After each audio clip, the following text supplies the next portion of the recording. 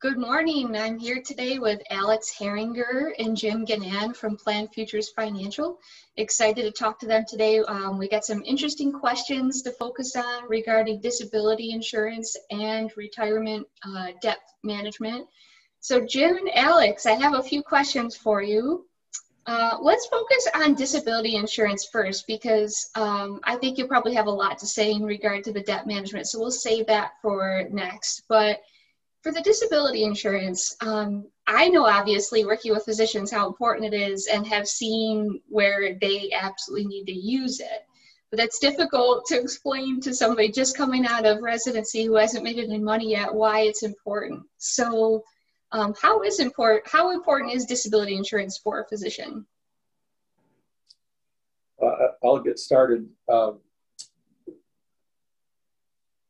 If anybody that's in the workforce recognizes what their most valuable asset is, if they analyze it carefully, they'll usually come to the conclusion that their ability to work and earn a paycheck is their biggest asset they'll ever own.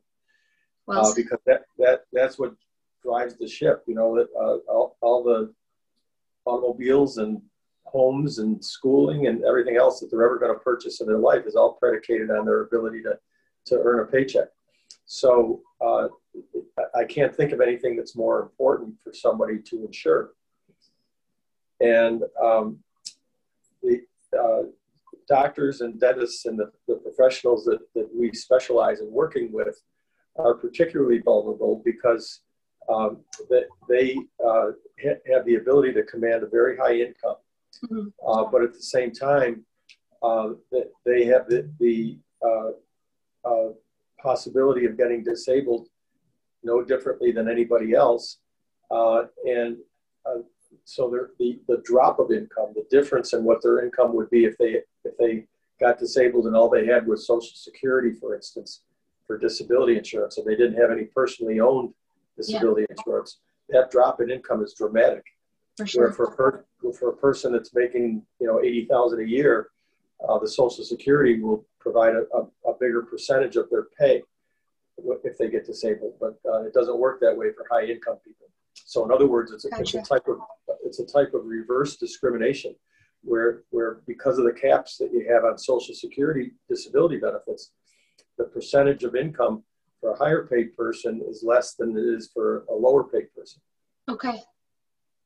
Very interesting. So then let me ask you, so, I'm in my late 20s or early 30s coming out of residency. Should I care about disability insurance? I'm healthy, I'm young. Should I be caring about that right now? Yeah, that's an excellent question, Missy.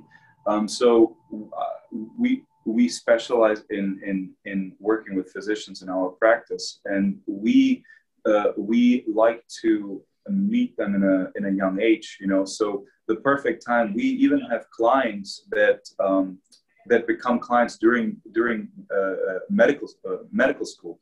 They are fourth year medical students. So yep. Even before they start their residency, we already meet with them, and what we call it a starter disability insurance. Nice. The younger the better you are, because even during their residency, anything can happen.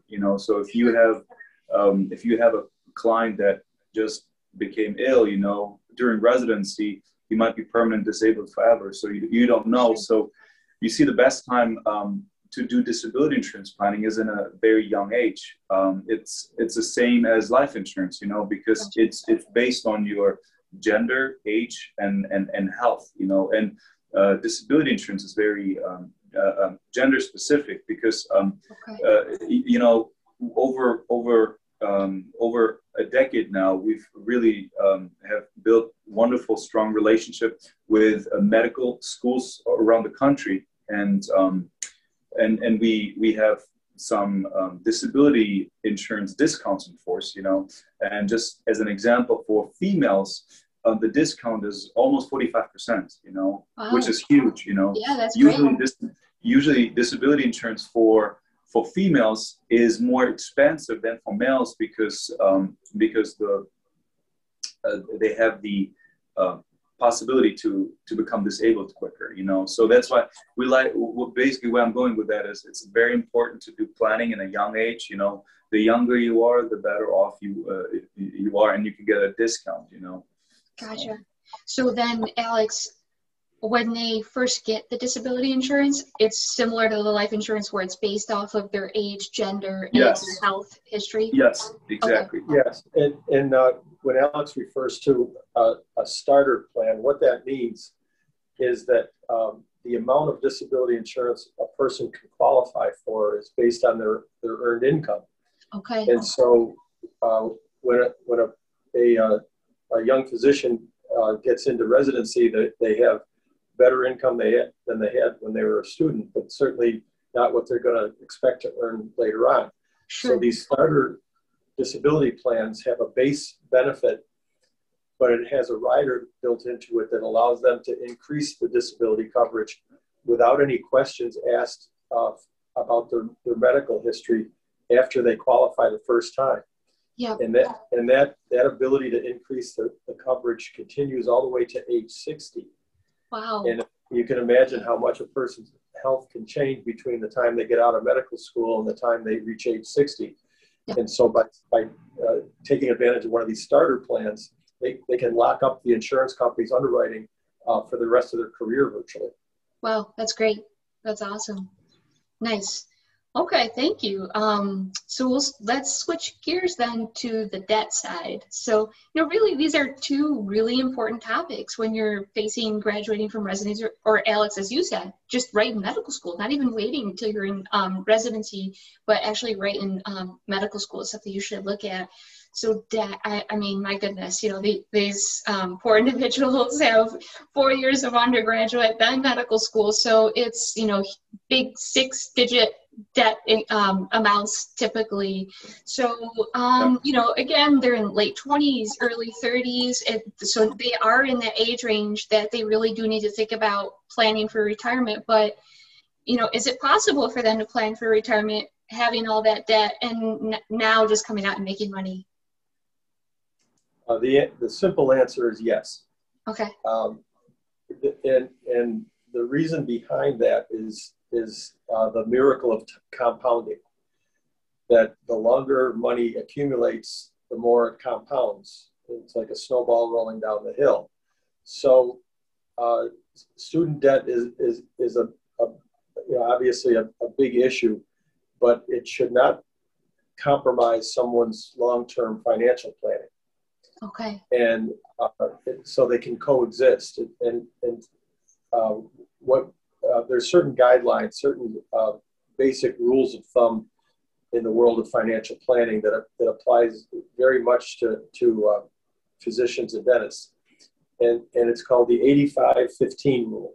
Okay. What that means is that if a person can discipline themselves to live on 85% of their gross income, therefore free up 15% of their gross income to put away for the future, then it reduces the importance of where the money is invested. And if you time it with the time where someone has a dramatic increase in their income, it's very easy to do, actually. Okay. Because these young doctors are used to earning next to nothing. Sure. And then all of a sudden they get a decent income. Yeah. And so if they could start with that thought in mind, that I'm going to live on 85% and put away 15% for my future, it's still a huge net pay increase from what they were used to. Yeah. And so it makes it as painless as it can be. Yeah. And at the same time, the indebtedness can be paid off over a period of time, and that can be done concurrently with planning for their retirement. Gotcha. Okay. Oh, that makes great sense. There's a there's a fine line. There's a balance. It's a balance act, right? So you try to plan for the present, and you're trying to plan for the future, and you're trying to eliminate some debt from the past. Sure. So that's why. Everything that we do with a client, when we start out with a client, like Jim already said, it's first disability insurance, then it goes with the life insurance, and then we help them with the debt repayment plans. You know, there are different options. You know, so often it's income based. You know, and then we help them with the retirement portion. Yeah.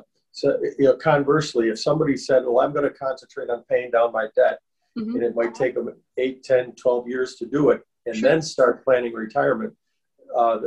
If you do the math, the amount of that's cost them in future retirement income is tremendous. Yeah. And so you have to do them concurrently, but you know, you do it smart, and you know, that's where planning comes in. Yeah, absolutely.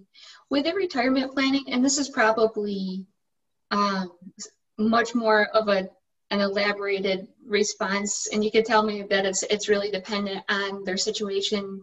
But would it be? Is it specific to like a 401k, or is it, like, as I was kind of assuming, is it going to be multiple options really when it comes to their retirement planning?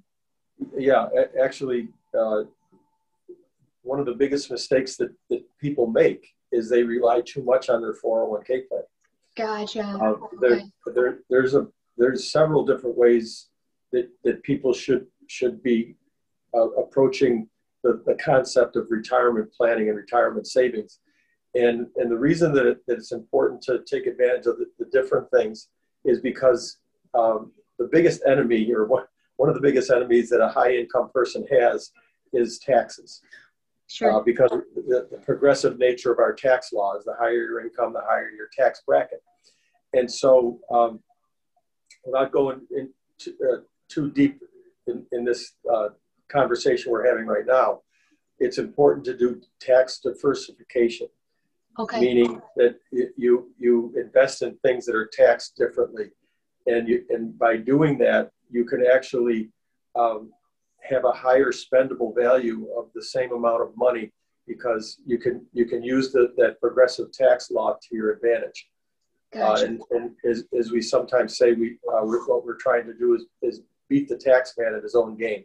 Yeah, no doubt. Yes. No, thank you for the answer. That makes great sense. So wrapping this up, is there anything else that you guys would like to be able to say as advice to these residents? Well, I think that the whole purpose of your interviewing us has the bottom line purpose of encouraging these young people to get serious about their finances early in their life. Yeah. And unfortunately, quite often that doesn't happen. And so when we meet people for the first time, we take great joy in working with these young professionals that are just getting out of school, because we'd like to think that we can have a positive influence on their future finances right from day one.